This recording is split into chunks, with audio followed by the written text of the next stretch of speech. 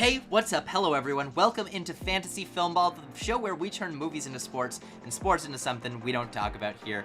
My name is Matt. My name is Dyl, and you already know what week it is. It is Barbenheimer week here on the channel, so we're talking all things Barbie, all things Oppenheimer. We've had a Barbie draft. We are now doing an Oppenheimer, or more Christopher Nolan tier list here. But before we dive into our tier list here on the channel, Matt, we have something really fun, really interesting, and really, you want to be a part of this coming up here in the month of August. So why don't you tell everyone out there what this is? Well, the name of our channel is Fantasy Filmball, and we call ourselves that not just because we're playing games with movies all year long. It's also because we play a game with awards season that you can participate in. So if you join our Discord, which is in the description down below, you can be a part of our game of Fantasy Filmball. And what that is you are assigned to a league of 6 players. Each of those players in a league will draft a team of 10 films. Those films will collect points through the award season as they win various prizes from the Golden Globes, the Oscars, various critics groups. The person who gets the most points for their team of films wins the game. It's a very fun game for us Oscar lovers, us movie people. I highly recommend you sign up. So please join our Discord down below. You can sign up for the game all the way up until August 15th. So please go over there, join. We'd love to see you. And today we will be talking about Christopher Nolan's films. We're going to be doing a tier list of Christopher Nolan's movies, all the way from his 1998 debut, all the way up till Oppenheimer, which just released this past weekend. So we're not going in memento order with this tier list. Let's start at the beginning. We're going in normal chronological order, which might give Christopher Nolan an aneurysm because that man hates normal chronological order. First off, Following. Where do we think Following should land? I think Following is actually pretty good for the budget that it had, with it being his very first movie. It's not his greatest work, obviously, but it's still a very engaging and very thought-provoking movie that you really see the groundwork laid for all of his following movies. So with that being said, it wouldn't be my favorite, but it's not bad either. And I'm trying to think how I want to do this tier list, because you can see here our ranks here. I don't think Nolan has a movie below a B. But in terms of having my chart a little bit more spread out, I am going to put this in C, not because it's a bad movie. It's still like a solid to light 7 out of 10, but just so I don't have everything in B, A, and S. So I'm going to put it down here at C, but that does not mean that this movie is bad. Now, I'm going to be a bit controversial here, and I'm going to put Following in the A tier. And Following is a great movie. This is one that when I was first getting into movies and I really fell in love with Christopher Nolan's stuff, Following really stood out to me. I was just blown away by what he could do with such a low budget, with shooting only 1 day a week for an entire year. It is a compelling story that showcases a very, very strong instinct for storytelling, for dramatic twists, and I think it really foreshadows where Christopher Nolan's career would go from there and the sort of stories that he likes to tell. It's one of the best debut films of the 90s. It's a very inspiring movie. Now, next up, Christopher Nolan really graduated from his tiny 50,000 pound debut film because he went up to $1 million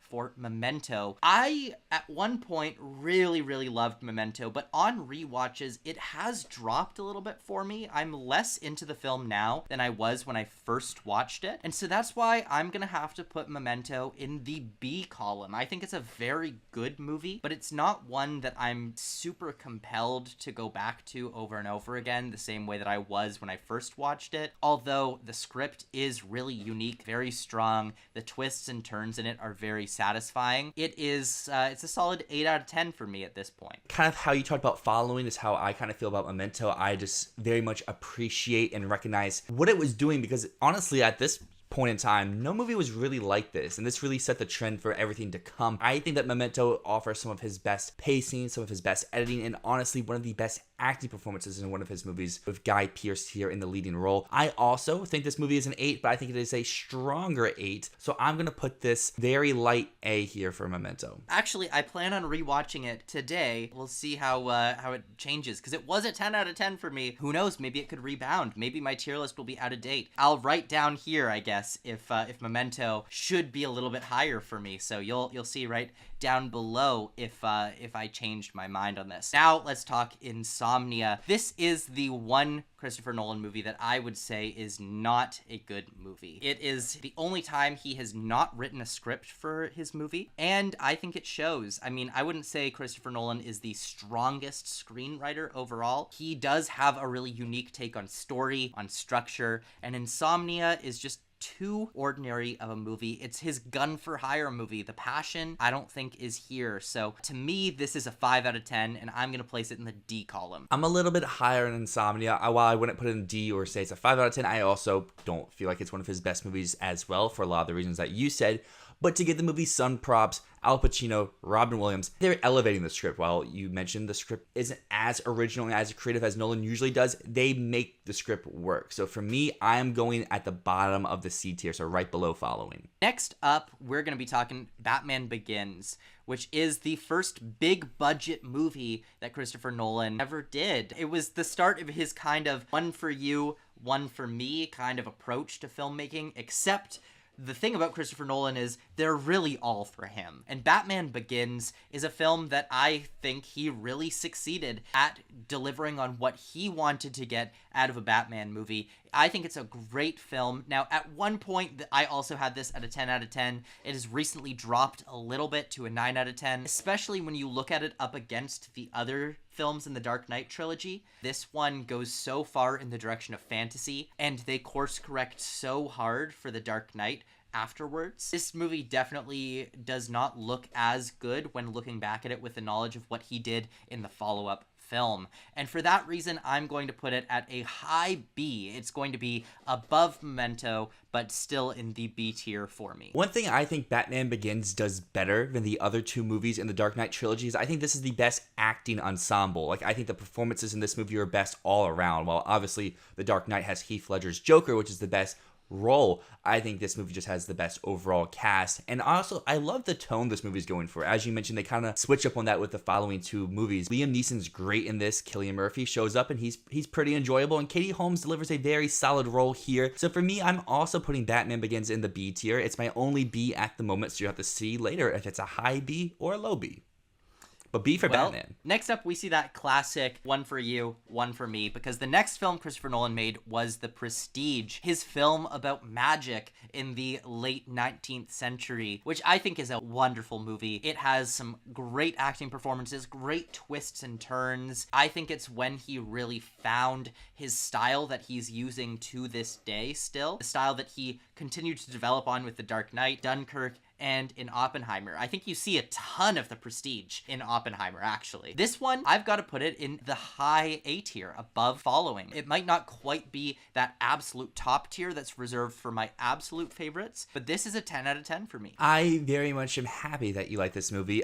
I, on the other hand, am a little bit lower on this. I will admit, I've had the pleasure of seeing almost every Nolan movie except Insomnia and The Prestige in a theater, and I guess following as well. Most of these movies I've seen on the way they were intended, but I watched The Prestige at home on a very small TV for the first time, and for me, I didn't really get it the first time I watched it. I was very confused. I was kind of bored. I rewatched it, warmed up to it a little bit more, so originally this would have been probably bottom of C. After subsequent rewatches, the acting performances are great. I very much do enjoy, I guess, the twists and turns that you go on, as well as kind of what Nolan's trying to say. So I'm going to put this in B, below Batman Begins. I'm warming up to it. Hopefully one day I can see this in an actual theater on a big screen, maybe appreciate it a little bit more. But for the moment, I'm still not all the way there yet, like most people seem to be with this film. Next up, we have The Dark Knight, which I think it's clear to say was the best movie that Nolan had made at that point in his career. And it's got Heath Ledger's incredible performance as the Joker. It is the first film that he did in IMAX, and you can tell that he's just so excited to play around in this world. You mentioned the ensemble in Batman Begins. I think the ensemble is so much stronger in this one. But this one just remains one of the best superhero movies ever made, even with the influx of so many superhero movies that have come after it. Yeah, this one is S tier for me. Easy S tier. Will probably forever remain one of the greatest superhero movies ever made. I will also put this in S tier, and I will one-up you here. I think until very recently, this was the greatest superhero movie of all time, and I think it has the greatest performance inside of a superhero or supervillain of Heath Ledger's take as the Joker. It's an example of like that perfect blockbuster. I know that we've talked about on the channel before. Every so often, you'll see a movie like that is exactly what we want. It's insanely rewatchable, and it's one that's easily recommendable as well. You can show this to anyone, and everyone's gonna walk out with at least one positive. Following The Dark Knight, he went back to another one for him, and that was Inception. And I gotta tell you, Inception is the reason I fell in love with movies. It was the first movie that showed me that movies could be more than just mindless entertainment. I think I was like 11 years old, and my friends dragged me to the theater to see this movie. I didn't want to go to see it. I thought it was going to be stupid. I was a snobby little jerk who liked William Shakespeare. What a fucking loser. I didn't want to see Inception, but I remember through the entire movie, my jaw was on the floor, and when I left that theater, I knew that I wanted my life to be centered around movies. This movie changed my life. For a very long time, it was my favorite movie of all time. I don't think it would be anymore, but it's the movie I've seen the most times. I've seen it like 22 times. This is going at the very top of S tier. This is the best film Christopher Nolan has ever made. I think a lot of people would agree with you that Inception is peak Nolan. It's not there for me, but as I mentioned, Batman Begins has the best ensemble of the Dark Knight trilogy. This is probably Nolan's best ensemble throughout. If you're just going on name checks, and everyone really delivers in their role. Leo is great in the leading role. We get some Nolan regulars like Cillian Murphy, Tom Hardy, as well as just everything this movie brought to the table in terms of its inventiveness. I don't remember a time where, like, when I first saw this movie, I was bored or checked out. I was so engaged, and I had no clue, honestly, what was coming next. And we've seen a lot of Inception copycats, and you can kind of always tell where the story's going. I don't know if it's because Inception was the first, or if it's just clearly the best one of that, like, subgenre. You never know where it's going. It's so gripping, and for me, it's strong A tier. It's just behind Memento, but that right now for me puts at the number 3 Nolan movie so far. That's cool. That's cool. Number 3 is fine for me with Inception. Now let's move on to The Dark Knight Rises. This was a film that I think we can all say we were so hyped for when this released. I remember I literally deleted social media for a week before the movie released because I didn't want anything to be spoiled for me. I saw it 3 times in theaters. I thought it was the best thing ever at the time. Like, I loved this movie when it first came out. Subsequent rewatches, it's so clear that no one had any idea what to do with Heath Ledger's passing. This movie feels pretty directionless in a lot of ways. Thematically doesn't fully know what it's saying, and some of the things that it does end up saying because of that, I think are quite muddled and confusing. I think this is the beginning of Christopher Nolan's use of very muddled dialogue, and has been a problem ever since this. Past me would have put this in the A tier. Current me, this is going to go in the C tier. I'm a little bit higher. I have this at the top of my B tier, just ahead of Batman Begins. While I do agree this movie has a lot of problems, this movie is also insanely fun, rewatchable, and I mean, Heath Ledger's Joker obviously is the best villain in the series, but Tom Hardy's Bane becomes just as much as fun to watch, energetic, and memorable, because whether it's the voice or the face or whatever, overall, it's a fun time. While it does have a lot of issues, it's still one I would rewatch any chance I get, so top of B tier. However, after this point, is where we get to a run, for me at least, with Nolan, where he just does not miss. 2014, he dropped Interstellar, which is a goddamn masterpiece. Some people would say this movie sucks. I am not one of those people. This is one of the best science fiction movies I've ever seen. It has one of the greatest movie soundtracks of all time. It is so rewatchable, so emotional. Great performances from Matthew McConaughey, Anne Hathaway, Jessica Chastain. Visuals in this movie are perfection. I still remember the feeling in the theater of seeing that wave coming towards the camera. This is one of the best movie experiences I've ever had, and this is going firmly in the S tier between Inception and The Dark Knight, so mid S tier for me. This is going straight to the top of my list, peak S tier at the moment so far. I think everything that you said about Interstellar is completely true. I think this may be his most well-crafted movie in terms of the production design, the cinematography, the editing, the score, the acting performances are great. This is Matthew McConaughey's best performance on film. While I think he's better in True Detective, that's a TV show. This is his best film role. And Interstellar is one of those movies, I know there's faults with it. I just don't see them. And I just think this movie is just so good, so perfect, let's move on to Dunkirk, Christopher Nolan's 2017 masterpiece. Another masterpiece. This is the highest critically acclaimed movie of his career. It had a 94 out of 100 on Metacritic, which is absolutely ludicrous. And the thing that Christopher Nolan did here that I loved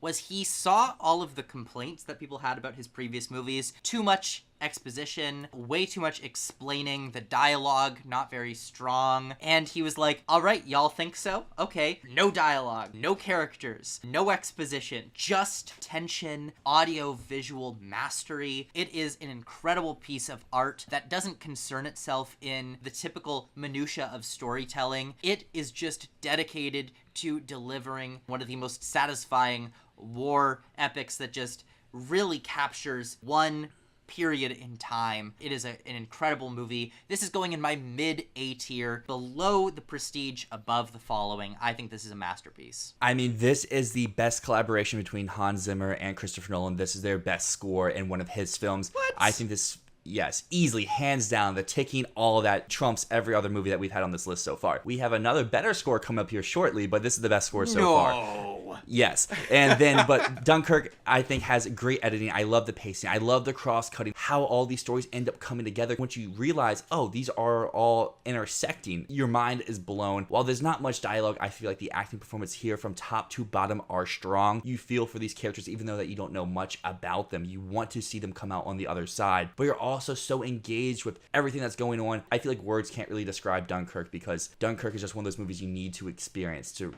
realize its greatness. Now, we're coming up to Tenet, and I'm going to be honest, Dylan, I want you to take Tenet first, because you're going to talk all about it, and I don't want to start off by shitting all over your fun. I'll have to shit all over your fun afterwards. Okay, so as you see, there's a tier list here. Matt's going to update it here in 3, 2, 1. We have a new category in the top row. It's called Tenet. This is Nolan's masterpiece, the greatest thing that he's ever done, the greatest thing that he will ever do. Is this movie great? That's up to you, but this movie is perfect. It delivers on everything that you want. It's his most fun movie. It's his most engaging movie. It's his most rewatchable movie. Don't try to understand it. Feel it. The movie tells you that. I know there's issues here, but I just don't care, because I am just having so much of a blast. It is so fun. And I understand that Nolan and Warner Brothers had their whole beef, but this movie got so shafted when it came to awards season. This is the best score in a Nolan movie. It elevates everything inside the movie while also being insanely re-listenable outside of the film. John David Washington has a very charismatic turn as our leading protagonist. Robert Pattinson delivers one of his best roles here in a supporting role, and